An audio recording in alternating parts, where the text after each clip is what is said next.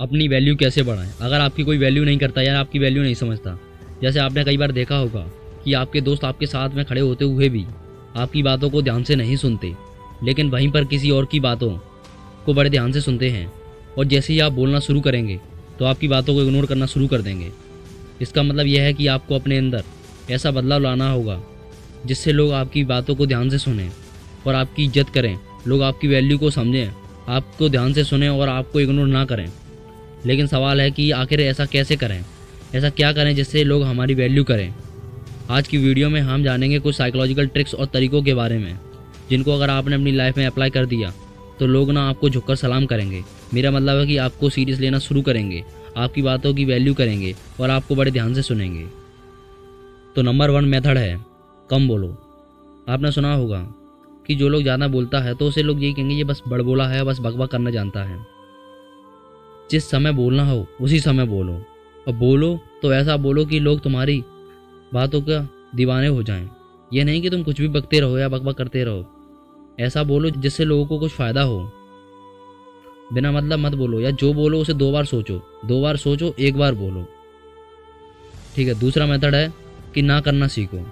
तुम हर किसी के लिए अवेलेबल हो जाते हो, फिर लोग ये सोचते हैं बस इसको कोई काम नहीं है, ये हमारी हर बात मानता है। तुम किसी के लिए मना नहीं करते, उसने जो काम बोला आप हाल करने को तैयार हो जाते हो। लेकिन तुम इतना फ्री थोड़ी ना हो कि तुम हर किसी का काम करने में लग जाओगे। इससे लोग तुम्हारा फ़ायदा उठाना शुरू कर देते हैं। तो इसलिए साफ बात है, ना करना सीखो। हर किसी के लिए अवेलेबल रहोगे तो तुम्हारी वैसे ही वैल्यू डाउन हो जाएगी। इसलिए हर किसी को ना करना सीखो, हर किसी को। ये बात को अपने दिमाग में जल्दी से बैठा लेना। और तीसरा मेथड है हमारा, अपनी रिस्पेक्ट बढ़ाओ। अगर आप दूसरों की रिस्पेक्ट करते रहोगे और यह अपने आप में कमियां निकालते रहोगे कि मैं अच्छा नहीं हूँ या मेरे पास ये नहीं है, मेरे पास वो नहीं है, तो आप अपनी रिस्पेक्ट को डाउन कर रहे हो। आपके पास जो है उसी में संतुष्ट और खुश रहो और अपनी रिस्पेक्ट को बढ़ाओ। तो आप खुद ही अपनी रिस्पेक्ट नहीं करते तो लोग क्या आपकी रिस्पेक्ट करेंगे। तो सबसे इम्पोर्टेंट है, जो भी है आपके पास सब कुछ हो, कुछ भी ना हो, लेकिन तब भी अपनी रिस्पेक्ट उससे करो। अब चौथा मेथड है, बार बार माफ़ी मत मांगो।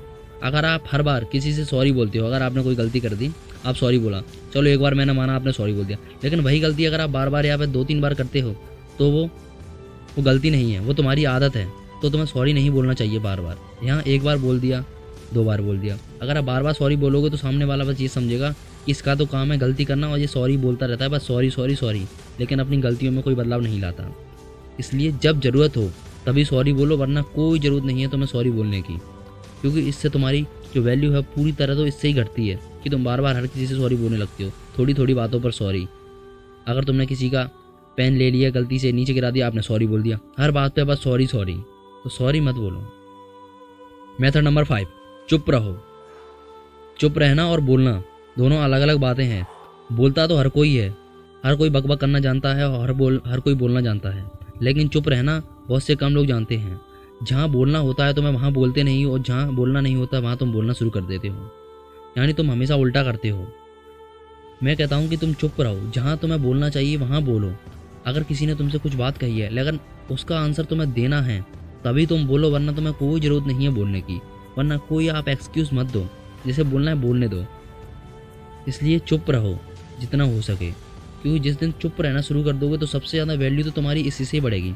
अगर मान लो लोग तुम्हारी बहुत ही ज़्यादा बेइज्जती या फिर कुछ भी मजाक उड़ाते हैं और तुम्हें वहाँ बहुत गुस्सा आता है, तुम्हारा बोलने का मन करता है, लेकिन अगर वहाँ पर तुम चुप रह जाते हो तो ये तुम्हारी सबसे बड़ी जीत है, क्योंकि तुम्हें मूर्खों के साथ में बहस नहीं करना।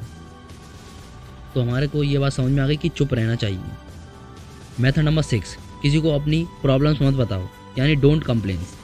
अगर आप अपनी बार बार प्रॉब्लम्स बताते हो, अगर आपके दोस्त, ज़्यादातर आप अपने दोस्तों को ये बातें बताते रहते हो कि आज मेरे ये क्वेश्चन याद नहीं हुआ, ये नहीं हुआ, आज मेरे को उसने धोखा दिया, उसने ये, यार अपनी प्रॉब्लम्स क्यों बता रहे हो? आज आप अपनी प्रॉब्लम्स उसको बताओगे, कल वो आपकी प्रॉब्लम्स को सबको में फैला देगा, फिर आपका मजाक बनता फिरेगा, तब तुम्हें अच्छा लगेगा? अरे आपका काम है अपनी प्रॉब्लम्स को खुद सॉल्व करना, दूसरों को मत बताओ। दूसरे तुम्हारी प्रॉब्लम्स को घर आकर सॉल्व नहीं कर देंगे, तुम्हें अपनी प्रॉब्लम से खुद लड़ना होगा। आप बोलते हो यार मेरे घर में ये हो गया, अरे क्यों बताना अपनी घर की बातें किसी को जाकर? तुम खुद सॉल्व करो अपनी प्रॉब्लम्स को। दूसरे तुम्हारी प्रॉब्लम्स को नहीं समझेंगे तो बस तुम्हारा मजाक बनाएंगे, एक बार समझेंगे, लेकिन अगर तुम वही बार बार बोलोगे यार मेरे पास ये गलती हो गई, वो गलती हो गई, तो लोग तुम्हारी बातों को मजाक में लेना शुरू करेंगे। इसलिए हर किसी से अपनी कंप्लेंट्स मत करो, खुद से सॉल्व करना सीखो अपनी प्रॉब्लम्स। मेथड नंबर 8, किसी की पीठ पीछे बुराई मत करो और ना ही किसी को हर्ट करो। हर्ट करने का मतलब ये नहीं कि आप उसको खुश करने में लग जाओ, बस हर कोई उसकी बात मानो। हर्ट करने का मतलब बिना मतलब की बात से उसे हर्ट मत करो। ना ही उसने तुमसे कुछ बात की है, अगर तुमसे कोई आगे बोलता है अगर वो लड़का ऐसा है, ये इसके बारे में ये बात वो बात, लेकिन तुम्हें उसके पीठ पीछे उसकी कोई बुराई नहीं करनी है। तुम्हें तो नहीं पता वो कैसा है, तुम्हें उसकी तारीफ़ ही करनी है, क्योंकि पीठ पीछे बुराई करने वाले कभी कामयाब नहीं होते। अगर तुम बोलोगे उसकी पीठ पीछे बुराई, वही जाके उससे बात कहेगा, लेकिन अगर तुम कुछ नहीं बोलोगे तो वो ये कहेगा ये लड़का थोड़ा होशियार है, इसे किसी की बातों से कोई मतलब नहीं है।